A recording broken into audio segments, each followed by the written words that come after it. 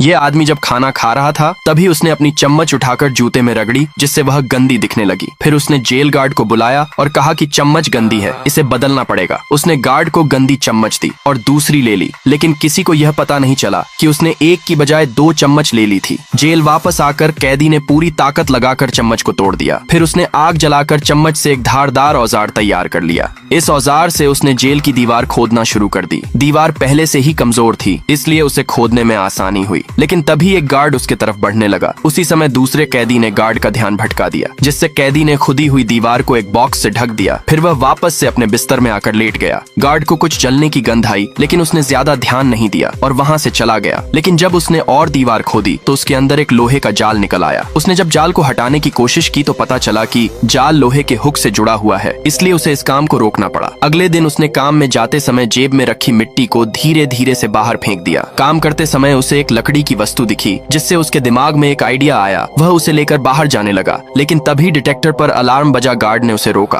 पर कैदी ने उस वस्तु को निकालकर कहा कि ये कपड़े में लगी हुई है। गार्ड ने उससे वह वस्तु लेकर उसे वहां से जाने दिया, लेकिन उसने असली वस्तु तो अपने जूते में छिपाई थी। उसने उस वस्तु को निकालकर लोहे के जाल में लगाया और उसे खोल दिया। फिर उसने कागज और मिट्टी से एक नकली पुतला बनाकर कंबल से ढांक दिया। उसके बाद वह खोदी हुई जगह से निकलकर भाग गया।